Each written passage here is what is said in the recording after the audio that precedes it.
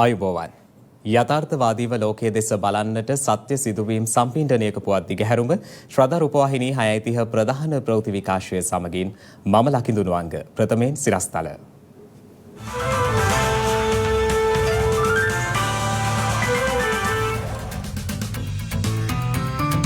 සති අන්තයේ විදුලි කප්පාදුවක් සිදු නොකරන ලෙස මහජන උපයෝගිතා කොමිසම විදුලි බල මණ්ඩලයට දැනුම් දෙයි. මානව හිමිකම් කවුන්සිලේ මෙවර සැසිවාරයේදී ලංකාවට එරෙහිව ඡන්ද විමසීමක් නැහැ. දියරකිරි මිලදී ගැනීමේදී පවතින විෂමතාවය ඉවත් කරන්න වහාම පියවර ගන්න ජනපතිගෙන් උපදෙස්. රුසියානු ප්‍රහාර හමුවේ මධ්‍යම යුරෝපීය රටවල් වෙත සංක්‍රමණය වන යුක්‍රේන වැසියන්.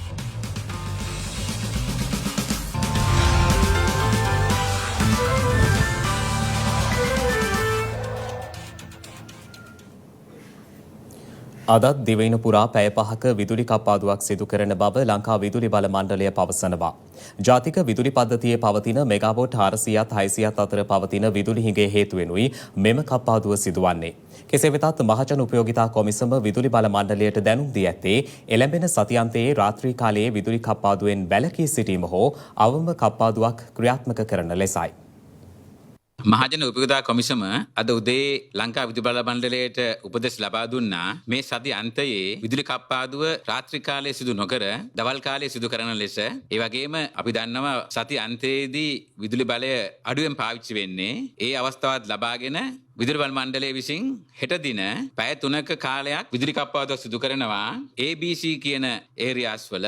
අනිත් කලාපය තුල පැය 2කමාරක විදුලි කප්පාදුවක් සිදු වෙනවා. මේ විදුලි කප්පාදුව දෙකම සිදු වෙන්නේ උදේ 8:00 සිට 5:00 දක්වා තමයි. හෙට රාත්‍රියේදී විදුලි කප්පාදුවක් සිදු වෙන්නේ නැහැ. ඒ වගේම ඉරිදා දිනේදී මේ විදුලි කප්පාදිය තවත් අඩු කරලා ABC කියන කලාප තුනට පැය 2කමාරක විදුලි කප්පාදුවක් සිදු වෙනවා. අනිත් කලාප වලට විදුලි කප්පාදුවක් සිදු වෙන්නේ නැහැ. මේකට හේතුව තමයි අනිත් කලාපයේ විදුලි පරිභෝජනය අඩුයි. අපිට දකුණු පළාතේ ඇතුළත තියෙන ප්‍රශ්නේ තමයි ජල විදුලිය කළමනාකරණය කර ගැනීම නිසා විදුලි කප්පාදුවක් අනිවාර්යයෙන්ම සිදු කළ යුතු වෙනවා. ඒ නිසා තමයි අනිද්දා දිනේදී දකුණු පළාතට පමණක් විදුලි කප්පාදුවක් සිදු වෙන්නේ.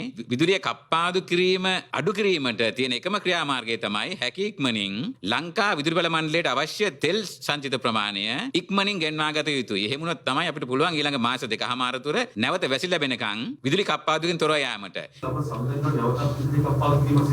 දැනට තියෙන දත්ත අනුව තියෙන තෙල් සංචිත ප්‍රමාණය අනුව විදුලි කප්පාදුවකට යන්න වෙනවා සඳුදා ඉඳන්. මේ වගේම වෙයි විදුලි කප්පාදුව. ඒතර අපි ඉරිදා දිනේදී දන්වන්නම් කොහොමද සඳුදා දිනේ මේ විදුලි කැපීම සිදු වෙන්නේ කියලා. අද දිනේදී දිවයිනේ ABC කලාප සඳහා පැය 4යි විනාඩි 40ක් සහ අනිකුත් කලාපවලට පැය 5යි විනාඩි 15ක කාලයක් විදුලි කප්පාදු කරනවා. ශ්‍රී ලංකා මහජන උපයෝගිතා කමිෂන් සභාව සඳහන් කළේ ඒ සඳහා ලංකා විදුලි බල මණ්ඩලයට අනුමැතිය ලබා දී ඇති බවයි. එමෙන්ම හෙට දිනේ පස්වරුවේ උපරිම විදුලි ඉල්ලුම මෙගාවොට් 2350ක් සහ රාත්‍රී කාලයේ උපරිම විදුලි ඉල්ලුම මෙගාවොට් 2700ක් වනු ඇති බවටයි විදුලි බල මණ්ඩලය අපේක්ෂා කරන්නේ. මේ අතර ඉන්ධන අර්බුදයේ හේතුවෙන් අද සිට බස් ධාවනය සම්පූර්ණයෙන් අඩාල වීමේ අවදානමක් පවතින බවයි ලංකා පෞද්ගලික බස් හිමියන්ගේ සංගමේ සභාපති ගැමුණු විජේරත්න මහතා ඊයේ සඳහන් කළේ. කෙසේ වෙතත් ජාතික ගමනාගමන කමිෂන් සභාව විසින් නිවේදනයක් නිකුත් කරමින් සඳහන් කළේ රටේ පවතින ඉන්ධන හිඟේ හේතුවෙන් ගමන් ආරම්භ කිරීමෙන් පසුව බස් රථයකට අතරමඟදී ඉන්ධන ලබා ගැනීමට තාවකාලිකව අවසර ලබා දෙන බවයි. මේ අතර දිවයින පුරා දැනට ක්‍රියාත්මක විදුලි කප්පාදුව හේතුවෙන් ජල සැපයුමට බාධා එල්ල වී ඇති බව ජාතික ජල සම්පාදන සේවක සංගමය පවසනවා. එහි සමලේකම් උපාලි රත්නායක මහතා කොළඹ ඊයේ පැවති මාධ්‍ය හමුවකදී සඳහන් කළේ පවතින තත්ත්වය හමුවේ ප්‍රාදේශීය ජල සැපයුම්වලදී අඩු පීඩන තත්ත්වයක් ඇති විය හැකි බවයි. කෙසේ වෙතත් කොළඹ ඇතුළු තදාසන්න ප්‍රදේශවලට ජලය සැපේන අඹතලේ ජල පිරිපහදුවට මෙම විදුලි කප්පාදුවෙන් මෙතෙක් බලපෑමක් සිදු වන නැහැ. ජාතික ජල සම්පාදන හා ජලාපවාහන මණ්ඩලය සඳහන් කළේ අඹතලේ ජල පිරිපහදුවට වෙනත් අතිරේක සැපයුමක් මගින් විදුලිය සැපෙන බවයි. එමෙන්ම මෙම ජල පිරිපහදුවට විදුලි ජනන යන්ත්‍ර මගින් විදුලිය ලබා ගැනීමේ හැකියාවද පවතිනවා. එහෙත් සෙසු ප්‍රදේශවල ජල සැපයුම් ක්‍රියාවලිය ඍජුවම ජාතික විදුලි පද්ධතිය හා සම්බන්ධව සිදුවීමත් ප්‍රාදේශීය මධ්‍යස්ථාන තුළ ප්‍රමාණවත් පරිදි විදුලි ජනන යන්ත්‍ර නොමැතිවීම නිසා ගැටලුකාරී තත්ත්වයක් හටගත හැකි බවටයි වාර්තා වන්නේ. වසර 2030 වන විට මෙරට විදුලි අවශ්‍යතාවයෙන් 70%ක් පුනර්ජනනීය බලශක්තිය මගින් ලබා ගැනීමට අපේක්ෂා කරන බව සුනිත්‍ය බලශක්ති අධිකාරිය අධ්‍යක්ෂ ජෙනරාල් ආචාර්ය සුලක්ෂණ ජයවර්ධන මහතා පවසනවා. බලශක්ති අභියෝගයක් විශේෂයෙන් අපි දන්නවා සෑම වර්ෂයකම ජනවාරි මාසයේ අවසානයේ ඉඳලා සාමාන්‍යයෙන් අප්‍රේල් මැයි මාසයේ වෙන කාල සීමාව තුළ අපිට ඇති වෙනවා යම් අභියෝගයක් විශේෂයෙන් පද්ධතියේ විදුලි අවශ්‍යතාවය සම්පූර්ණ කිරීමේදී. දැන්දී අපේ පද්ධතිය සැලකුවොත් අපි විශාල වශයෙන් ආනයනික පොසිල් ඉන්ධන මත විදුලි ජන්‍ය ක්‍රියාත්මක කිරීමක් සිදු වෙනවා. ඒ වගේම අපේ ජල විදුලි නිෂ්පාදනය යම් ප්‍රමාණයකින් සීමා වීමක් මේ කාල සීමාව තුළ සිදු වෙනවා. මේ හේතුවෙන්ම තමයි අපි කෙටි කාලීන, මධ්‍ය කාලීන සහ දිගු කාලීන විසඳුම් කරා යොමු වෙ යුත්තේ. ඒ වගේම රාජ්‍ය ප්‍රතිපත්තිය වසර 2030 වෙන විට ඇතිවන විදුලි අවශ්‍යතාවයෙන් 70%ක් පුනර්ජනනීය බලශක්ති ප්‍රභව මගින් ලබා ගැනීම. එතෙන්දී අවධානය විශේෂයෙන්ම යොමු වෙලා තිබෙන්නේ සූර්ය බලය, සුළං බලය ඇතුළු දැනට අපේ දේශීය බලශක්ති ප්‍රභවයන් සංවර්ධනය කිරීම සඳහා. රාත්‍රී විදුලි ඉල්ලුම් ඉහළ සීමාව තියෙන්නේ හවස 6:30ත් රාත්‍රී 9:30ත් අතර කාල සීමාව තුළ තමන්ට විදුලි උපකරණ භාවිතා කිරීමේදී අවබෝධයෙන් කටයුතු කළ යුතුයි. විදුලි උපකරණ භාවිතා කිරීම මේ කාල සීමාව මගහැරලා කරන්න පුළුවන්. අපි සෝදන යන්ත්‍ර භාවිතා කරනවා නම් ඒ කාල සීමාව මගහැරලා ක්‍රියාත්මක කරන්න. ඒ වගේම අයන් එක භාවිතා කරනවා නම් ඒ කාල සීමාව මගහැරලා ක්‍රියාත්මක කරන්න. වතුරු මෝටර භාවිතා කරනවා නම් මේ සවස් 6:30ත් රාත්‍රී 9:30ත් කාල සීමාව මගහැරලා ක්‍රියාත්මක කරන්න. මේ කටයුත්තේදී අපි සෑම පුරවැසියෙක්ගේම දායකත්වය බලාපොරොත්තු වෙනවා. විශේෂයෙන්ම විදුලිය අරපිරිමැස්මෙන් නිසි කළමනාකරණයෙන් භාවිතා කිරීම තුළින් යම් ප්‍රමාණයක සහායක් අපිට ලබා දෙන්න පුළුවන් පුද්ගලයන් විදියටත්. දිවයින පුරා පවතින විදුලි කපාදුවත් සමග කොවිඩ් මර්ධනයෙන්වත් ගබඩා කර ඇති ශීතාගාර පවත්වා ගැනීමටද ගැටලු මතුවී ඇති බව සෞඛ්‍ය අමාත්‍යාංශය පවසනවා.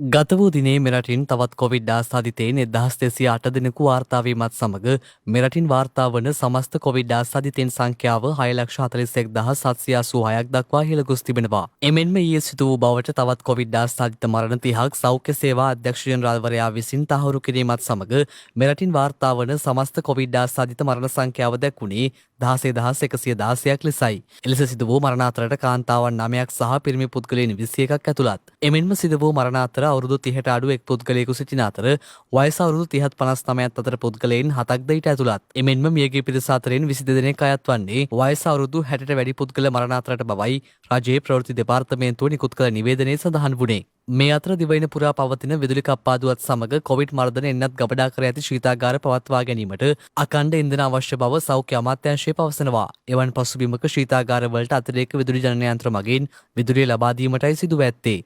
මේ අතර දිවයින පුරා සිදු කරන කොවිඩ් එන්නත් කරන කටයුතු අදත් ක්‍රියාත්මක වුණා. එන්නත් කරණය සඳහා යෑමේදී කොවිඩ් එන්නත් කරන කාඩ් පත රැගෙන යාම අනිවාර්ය බවයි සෞඛ්‍යාංශ සඳහන් කළේ. මේ අතර මේ වන විට වෛරසය ආසාදිතව රෝහල්වල ප්‍රතිකාර ලබන සමස්ත පුද්ගලයන් සංඛ්‍යාව 17,444ක් වන අතර වෛරසය ආසාදිතව සිට සුවය ලැබූ සමස්ත පුද්ගලයන් සංඛ්‍යාව දැක්වෙන්නේ 6,08,226ක් ලෙසයි. රුසියානු ප්‍රහාර හමුවේ යුක්‍රේන වැසියන් මධ්‍යම යුරෝපීය රටවල් වෙත සංක්‍රමණය වීම ආරම්භ කර ඇති බව විදෙස් මාධ්‍ය වාර්තා කළා. මේ අතර යුදමය වාතාවරණය පිළිබඳව ශ්‍රී ලංකාව අවධානයෙන් සිටින බවත් එහිදී නිර්පාක්ෂික ප්‍රතිපත්තියක් අනුගමනය කරන බවත් විදේශ කටයුතු ලේකම් මහාචාර්ය අද්මිරාල් ජයනාත් කොළඹගේ මහතා සඳහන් කළා.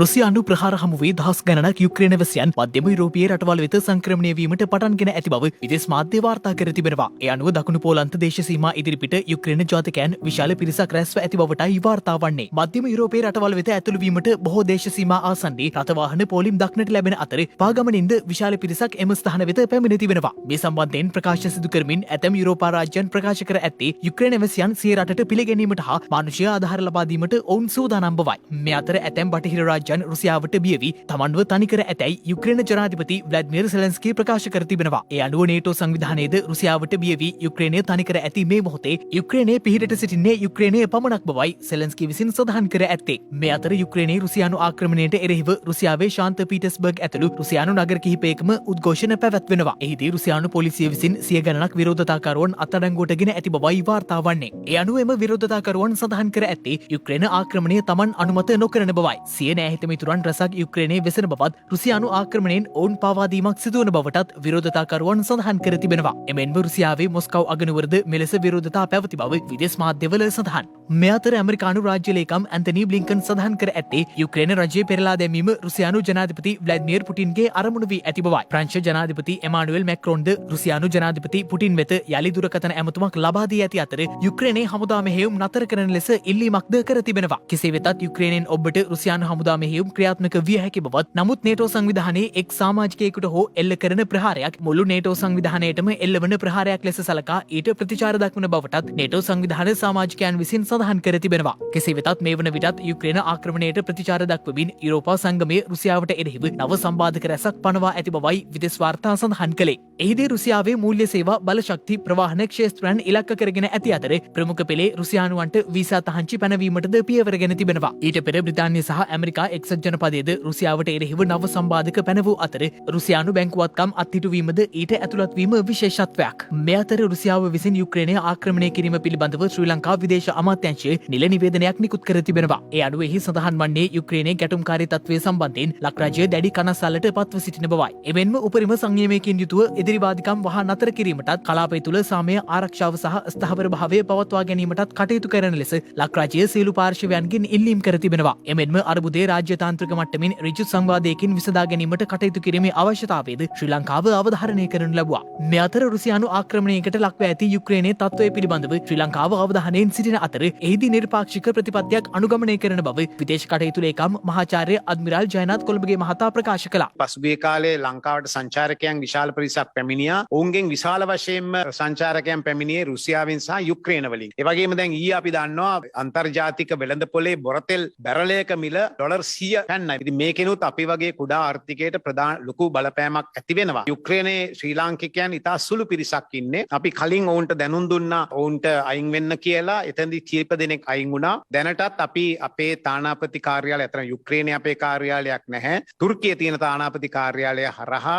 ඒ ඉන්න පිරිස සමග සම්බන්ධ වෙලා ඒ පිරිසට අවශ්‍ය නම් එන්න කටයුතු කරගෙන යනවා. ඒ වගේම අපේ විශාල වශයෙන් සිසුන් පිරිසක් ඉන්නවා බෙලරුස් වල. ඒ අයත් එක්ක අපි දැනටත් සාකච්ඡා කරලා තියෙනවා. ඒ විශ්වවිද්‍යාලවලින් අපිට සහතිකයක් දීලා තියෙනවා බෙලරුස් වල ඉන්න සිසුන්ට ශ්‍රී ලාංකික සිසුන් සහ අනික් අන්තර්ජාතික සිසුන්ට කිසිම ප්‍රශ්නයක් නැහැ. අපිට මම හිතන්නේ මේකෙන් අවාසි වෙන්නේ දැන් අපේ තේ ටික විකුණ ගන්න බැරි වෙයි. තෙල් බැරලයකට අපිට වැඩියෙන් ගෙවන්න වෙයි. ගෑස් වලට වැඩියෙන් මුදල් ගෙවන්න වෙයි. සංචාරකයන් පැමිණීම අඩු වෙයි. ඉතින් මේ වගේ බරපතල නැවත වතාවක් අපිට ප්‍රශ්න වලට මුහුණ දෙන්න වෙනවා. ඒක ශ්‍රී ලංකාව පැත්තෙන් බැලුවාම නමුත් ඉතින් මේකෙදි අපිට කිසිම පැත්තක් වෙනුවෙන් කතා කරන්න බෑ. මොකද හැම කෙනාටම යම්කිසි හේතුවක් තියෙනවා ඒ රටේ ඒ විදිහට කටයුතු කරන්නේ ඇයි කියලා එක. දියර කිරි මිලදී ගැනීමේදී පවතින විෂමතාව ඉවත් කිරීමට වහාම පියවර ගන්නා ලෙස ජනාධිපති ගෝඨාභය රාජපක්ෂ මහතා කෘෂිකර්ම පශු සම්පත් ගොවිපළ ප්‍රවර්ධන රාජ්‍ය අමාත්‍යවරුන්ට උපදෙස් ලබා දී තිබෙනවා. ජනාධිපති ගෝඨාභය රාජපක්ෂ මහතා නාරාහින් පිට මිල්කෝ කර්මාන්ත ශාලාවේ අද පෙරවරුවේ නිරීක්ෂණ චාරිකාවකට එක් වුණා.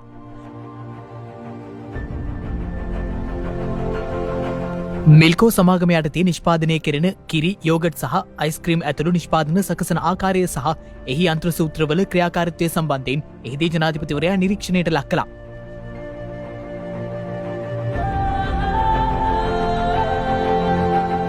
එමෙන්ම අක්‍රියව පවතින යන්ත්‍ර සූත්‍ර පිළිබඳවද එහි සේවකයන් විසින් ජනාධිපතිවරයා දැනුවත් කළ බවයි අප වාර්තාකරු සඳහන් කළේ.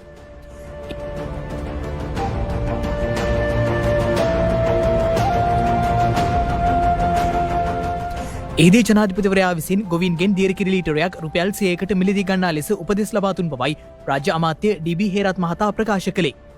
කිරි ගොවියා නගා සිටුවීම සහ දියර කිරි පරිභෝජනය ප්‍රචලිත කිරීමේ අරමුණින් ජනාධිපතිවරයා විසින් මෙම තීරණය ගත් බවයි ජනාධිපති මාධ්‍යාංශය ප්‍රකාශ කළේ. එක්සත් ජාතීන්ගේ මානව හිමිකම් කවුන්සලයේ 49 වන සාමාන්‍ය සැසිවාරය පෙබරවාරි 28 වනදා ආරම්භ වීමට නියමිතයි. මේ සඳහා ලංකාවේ සූදානම පිළිබඳ අද මාධ්‍ය වෙත අදහස් දක්වමින් විදේශ කටයුතු ලේකම් මහාචාර්ය අද්මිරාල් ජයනාත් කොළඹගේ මහතා ප්‍රකාශ කළේ මෙම සැසිවාරය තුළ ලංකාවට එරෙහිව ඡන්දයක් නොපැවැත්වෙන බවයි. අතවශයෙන්ම මේ සැසිවාරයේදී කිරීමට නියමිතව තිබෙන්නේ මානව හිමිකම් කොමසාරිස්තුමියගේ ශ්‍රී ලංකාව සම්බන්ධ වාර්තාවක් ඉදිරිපත් කිරීම පමණයි. ඒක නිසා අලුතෙන් යෝජනාවක් ඉදිරිපත් වෙන්නෙත් නැහැ. ඡන්ද විමසීමක් වෙන්නෙත් නැහැ. ඉතින් මෙතනදී අපි දන්නවා ආසන්න වශයෙන් එතුමියගේ ඒ වාර්තාවේ අඩංගු වෙන කරුණු මොනවද කියලා. ඒ කරුණු වලට අපි මේ වන විට නිසි පිළිතුරු ලබා දීලා තියෙනවා. ඉතින් අපි දැන් බලාපොරොත්තුව ඉන්නවා අපි ඉදිරිපත් කරපු කාරණා එතුමිය පිළිගනීද එහෙම නැත්නම් එතුමියගේ ඒ වාර්තාව ඒ විදිහටම ඉදිරිපත් කරයිද කියලා. මෙහිදී අපි විශේෂයෙන්ම බලාපොරොත්තු වෙනවා විශේෂයෙන්ම මේ මානව හිමිකම් සමුළුවේ ශ්‍රී ලංකාව පිළිබඳ මිත්‍රත්වයෙන් කටයුතු කරන රටවල් විසින් ශ්‍රී ලංකාව වෙනුවෙන් හඬක් නගයි කියන බලාපොරොත්තු අපේ තියෙනවා. මොකද අපිට ගොඩක් රටවල් කියලා තියෙනවා මේ වෙන විටත් අපි ඔබලාගේ අවශ්‍ය දේවල් ඔබලා වෙනුවෙන් කතා කරනවයි කියලා. අපි බලමු මේ ඉදිරි සති එකහමාර පමණ කාලය තුල කොයි වගේ ආකාරයකට මේ සැසිවාරය නිම වෙයිද කියලා අපි සෑම අතින්ම ඒ සම්බන්ධව සූදානමින් ඉන්නවා කියන එක තමයි මට මූලිකවම කියන්න පුළුවන්. ශ්‍රී ලංකාව කියන්නේ ත්‍රස්තවාදයෙන් බැටකාපු ත්‍රස්තවාදයේ මහා විශාල ගොදුරක් වෙච්ච රටක්. ඉතින් මේ වගේ ගොදුරක් වෙච්ච රටකට ඇයි මේ වගේ අභූත චෝදනා ඉදිරිපත් කරන්න කියන එක අපි අහලා තියෙනවා මේ ප්‍රශ්න වලින්. ඉතින් ඒක අත්‍තරම මම හිතනවා සාධාරණ නැහැ. මොකද අපි ඇවිල්ලා ත්‍රස්තවාදී ක්‍රියා කරපු රටක් නෙවෙයි. ත්‍රස්තවාදය මැඩපවත්වපු රටක්. මේ රටේ ජීවත් වෙන පුරවැසියාට ජීවත් වීමේ අයිතිය ලබා දීපු රටක්. ඉතින් මෙතෙන්දී අපිට මේ වගේ ප්‍රශ්නයකට මුහුණ දෙන්න නම් රටක් විදියට එකමුතුව එක්සත්ව කටයුතු කරොත් තමයි මං හිතනවා අපිට ජය ගන්නට ලේසි වෙන්නේ කියලා. මෙරට තුළ පවතින වාහන ප්‍රමාණය මාර්ග පද්ධතියට දරාගත නොහැකි බව නියෝජ්‍ය පොලිස්පති ඉන්දික හපුගොඩ මහතා පවසනවා. ඒ මහතා මේ බව සඳහන් කළේ මාර්ග අනතුරු වැළැක්වීම සම්බන්ධව ශ්‍රී ලංකා වෛද්‍ය සංගමය සංවිධානය කර තිබූ මාධ්‍ය හමුවකට එක්වෙමින්. මෝටර් රථ ප්‍රවාහන කොමසාරිස් කාර්යාලයේ 2021 දෙසැම්බර් මාසෙ වෙද්දී මෝටර් වාහන ලියාපදිංචි වෙලා තියෙනවා මිලියන 8.4ක ප්‍රමාණයක්. ඒතර මේ වාහන වලින් යතුරු පැති තියෙනවා ලක්ෂ 48ක් පමණ. ඒ වගේම ත්‍රිරෝධතරක් තියෙනවා ලක්ෂ 12කට ආසන්න ප්‍රමාණයක්. ඒතර මේ වාහන වලින් 8.4 මිලියන් වන ප්‍රමාණය මාර්ග පද්ධතිය බැලුවොත් ශ්‍රී ලංකාවේ A මාර්ග, B මාර්ග, AB මාර්ග, C මාර්ග කියලා කොටස් කරලා තිබ්බත් වර්ග කිලෝමීටර් 116350ක පමණ ප්‍රමාණයක තමයි මේ මාර්ග ගමන් කරන්න සිද්ධ වෙලා තියෙන්නේ. මේ මාර්ග පද්ධතියට මේ ලක්ෂ 84 වාහන ප්‍රමාණය වැඩි. ඒතොර 2022 වර්ෂයේදී අද දින වෙද්දී මාර්ග ක්‍රියානතුරු 412කින් 434 දෙනෙක් ජීවිතක්ෂයට පත් වෙලා තියෙනවා. කෙසේ වෙතත් ලංකාවේ අනතුරු වලින් මිය යන ප්‍රමාණය 12000ක් පමණ වෙනවා. ඒතොර ඒ 12000න් 4න් එකක් පමණ මාර්ගයේදී සිදුවන අනතුරු වලින් මිය යනවා. තරුණ ජීවිත තමයි වැඩිපුරම මේ ජීවිතක්ෂයට පත් වෙන්නේ යතුරු පැදි අනතුරු වලින්. දෙක අනතුරු වලදී විශේෂයෙන්ම මිය යන්නේ පදිකින්. ඕනුත් 1000කට ආසන්න ප්‍රමාණයක් මිය යනවා. ඒ ඉදිරියේදී අපි කටයුතු කරගෙන යනවා online easy cash payment system එක. ඒ වගේම ශනික දඬ මුදල් ක්‍රමවේදය සහ ඩීමැරිජ් සිස්ටම් එක අකුසලතා ලකුණු ක්‍රමවේදය. ඒ අකුසලතා ලකුණු ක්‍රමවේදයෙන් බලාපොරොත්තු වෙන්නේ රියදුරාගේ විනයක් ඇති කිරීමට. ඒ රියදුරාට ලකුණු 24ක් දීලා තියෙනවා. ඔහුගේ 24 වැරදි සිදු කරන අවස්ථාවේදී ලකුණු ටික අඩු වෙලා ගිහිල්ලා ලකුණු 0.0ට ආවට පස්සේ ඔහුගේ රියදුරු බලපත්‍රය ඔටෝමැටිකලි කැන්සල් වෙනවා. ඔහු නැවතත් අවුරුද්දක් ඉන්න ඕනේ ඒ රියදුරු බලපත්‍රය ලබා ගැනීමට. අපි යෝජනා කරා මේ කොළඹට තියෙන මේ 3 wheeler line කරලා 4 wheeler දෙන්න කියලා. ඒ වගේම මේ වාහන වලට කොළඹට ඇතුල් වෙන මාර්ග පහක් තෝරගෙන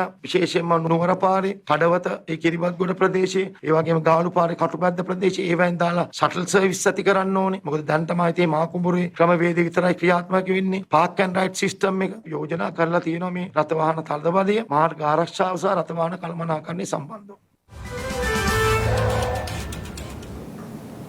භූවිද්‍යා සමීක්ෂණ හා පතල් කාර්යාංශය මගින් රාජ්‍ය භාණ්ඩාගාරයට අයවිය යුතු රාජ්‍ය භාග පසුගිය වසර ගණනාව පුරාම නිසි පරිදි සම්ප්‍රේෂණය වී නොමැති බවත් එය නිසි පරිදි සිදු කිරීමට ක්‍රියාමාර්ග ගත යුතු බවත් කෝප් කමිටුවේ සභාපති පාර්ලිමේන්තු මන්ත්‍රී මහාචාර්ය චරිත හේරත් මහතා අවධාරණය කර තිබෙනවා. භූවිද්‍යා සමීක්ෂණ හා පතල් කාර්යාංශය සහ ඒට සම්බන්ධ GSMB තාක්ෂණ සේවා පුද්ගලික සමාගම ඒ පාර්ලිමේන්තුවේ පොදු ව්‍යාපාර පිළිබඳ කාරක සභාව වෙත කැඳවා තිබුණා. භූවිද්‍යා සමීක්ෂණ හා පතල් කාර්යාංශයේ අනුමත කාර්ය මණ්ඩල සේවක සංඛ්‍යාව ඉක්මවා බඳවාගෙන ඇති GSMB තාක්ෂණ සේවා පුද්ගලික සමාගමට අයත් සේවකයන් වෙත කාර්යාංශය මගින් වැටුප් ගෙවීම සම්බන්ධවද කෝප් කමිටුවේදී සාකච්ඡා කරන බවයි පාර්ලිමේන්තු සංනිවේදන දෙපාර්තමේන්තුව ප්‍රකාශ කළේ. මෙහිදී කෝප් කමිටු සභාපතිවරයා අමාත්‍යංශ ලේකම්වරයා වෙත උපදෙස් ලබා දුන්නේ මේ පිළිබඳව පරීක්ෂණයක් පවත්වා කාර්යාංශය වෙත සේවක අඩුපාඩුවක් පවතින්නේ නම් එය කළමනාකරන සේවා දෙපාර්තමේන්තුව වෙත දන්වා අදාළ අනුමැතිය සහිතව සපුරා ගන්නා ලෙසයි. 2019 වසරේ සැප්තැම්බර් මාස 18 වන දින භූවිද්‍යා සමීක්ෂණ හා පතල් කාර්යාංශයට අදාළව පැවති කෝප් කමිටුව විසින් ලබා දෙන ලද නිර්දේශ ක්‍රියාත්මක කිරීමේ ප්‍රගතිය පිළිබඳව පාර්ලිමේන්තුව දැනුවත් නොකිරීම සම්බන්ධවද කෝප් සභාපතිවරයාගේ අවධානය යොමු වී තිබෙනවා.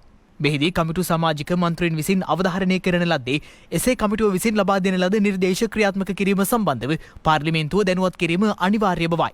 මෙම තත්ත්වය මත කෝප් කමිටු නිර්දේශ ක්‍රියාත්මක නොකිරීම සම්බන්ධයෙන් ශක්තිමත් පිළිතුරක් ලබා දීමට නොහැකිවීම හේතුවෙන් මෙම විමර්ශනය මසකින් කල් තැබූ අතර එනම් මසකට පසු ඉහත ආයතන දිත්වය නැවත කෝප් කමිටුව වෙත කැඳවීමට නියමිතයි.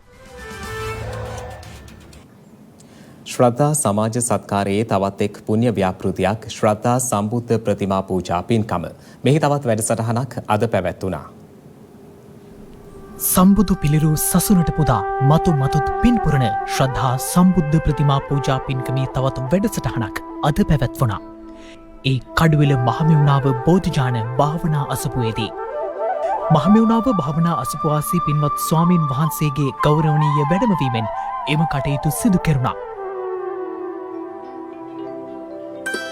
ත්‍රිකුණාමලය ශ්‍රී ඉන්දාරාම විහාරස්ථානයේ විහාරාධිපති ස්වාමීන් වහන්සේ විසින් අප වෙත කළ ඉල්ලීමකට අනුවයි මෙම සම්බුද්ධ ප්‍රතිමා පූජා පින්කම සිදු කෙරුණේ.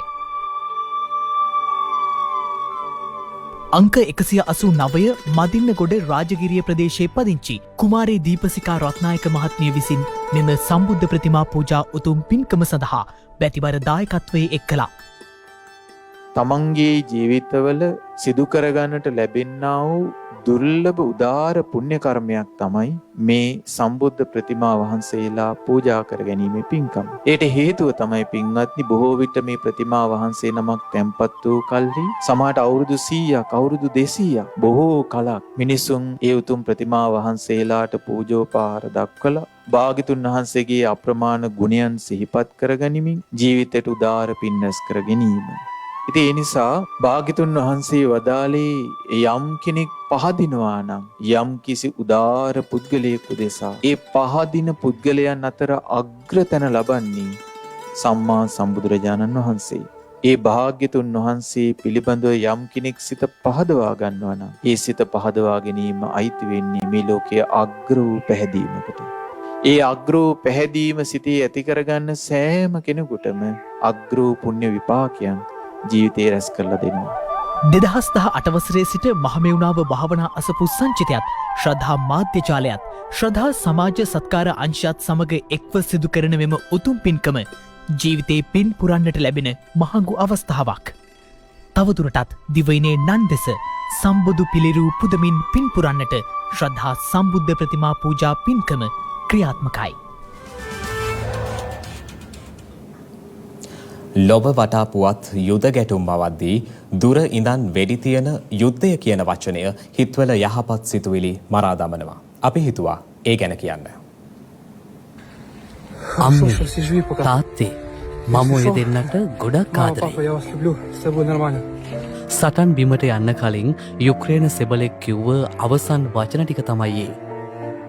එක සෙබලෙක්ට මේක සීමා වෙන්න නැතුව ඇති. ආදරණීය බැඳීම් අතහැර ජීවිතයත් මරණයත් අතර දෝලනය වන ජීවිත ගණනාවක් යුදමය දුම්බලා මැද අතරමං වෙලා ඇති. ලෝකයක් විදියට මහා සංග්‍රාම දෙකකට මුහුණ දුන්න පිරිසක් තුන්වන ලෝක යුද්ධයක් කොයි විදියකින්වත් බලාපොරොත්තු වෙන්නේ නැහැ කියලා විශ්වාසයි. ඒත් එන්න එන්නම තරගකාරීත්වය මැද ලෝකය නැවත යුද ගැටුම් අවන තැනක් බවට පත් වෙලා. ඒ යුදගිනි එදත් ඉතිරි කළේ දුක්ඛිත පරිච්ඡේද. ඒ ගැන දැනම ආයෙත් ඇවිලෙන මේ යුදගිනි ඉතිරි කරන්නෙත් දුක්ඛිත පරිච්ඡේද. 1918 නොවැම්බර් 11 වනද අවසන් වන පළමු ලෝක යුද්ධයෙන් පසුව 1939 සැප්තැම්බර් මාසයේ දෙවන ලෝක යුද්ධයකුත් ඇති වෙනවා.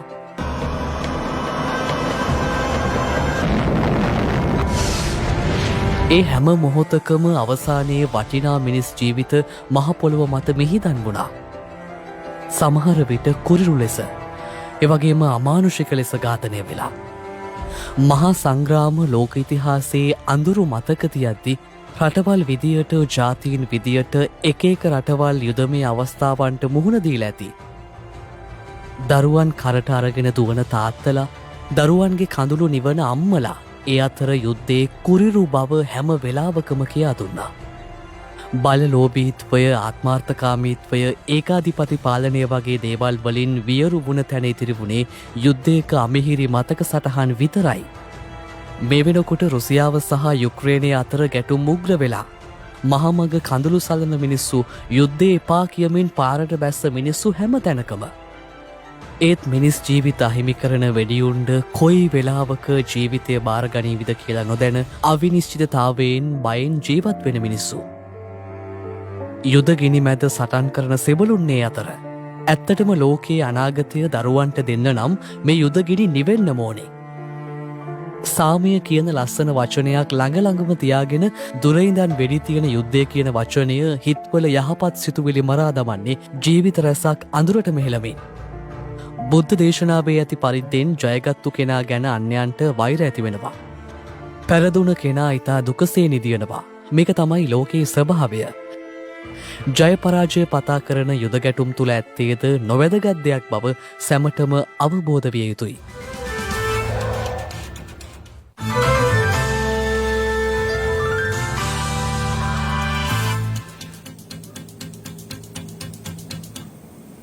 අවධානය විදෙස් පුවත් වෙත. දකුණු කොරියාව විසින් එරට වයස අවුරුදු 5 ඉක්ම වූ දරුවන් සඳහා කොවිඩ් එන්නත් අනුමත කර ඇති බව විදෙස් මාධ්‍ය වාර්තා කළා.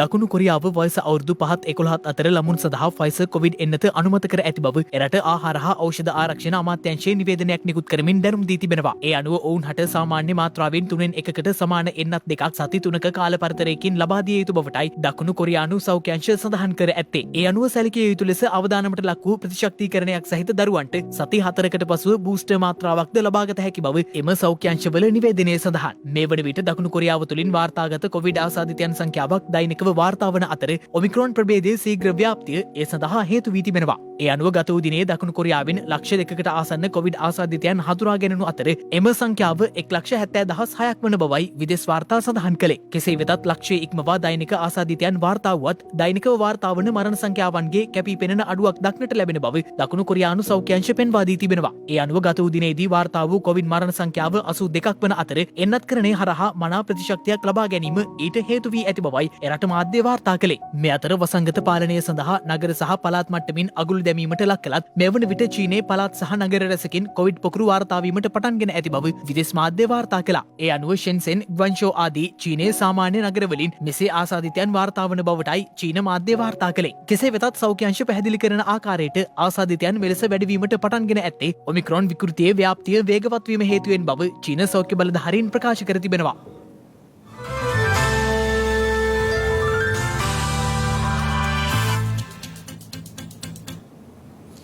දිනක සටහන් නිමවන්නට මත්තෙන් හෙට දවසේ වැදගත්කම ගැනයි මේ අවධානය.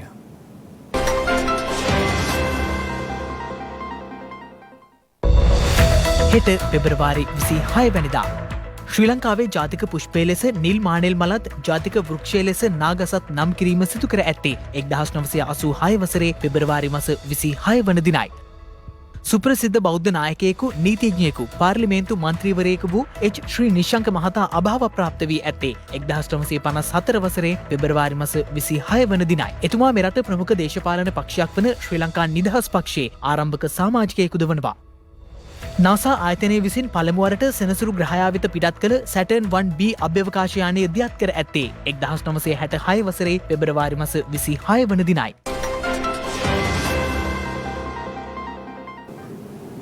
ඒ සමගින් ශ්‍රද්ධා ප්‍රධාන ප්‍රවෘත්ති විකාශය නිමාවට පත්වනවා. හමුවමු හෙටත් සවස 6:30ට. තෙරුවන් සරණයි. නමෝ බුද්ධාය. මෙවැනි වැදගත් පුවත් නැරඹීම සඳහා ශ්‍රද්ධා TV News YouTube channel එක subscribe කර සීනුව සලකුණ වන්න.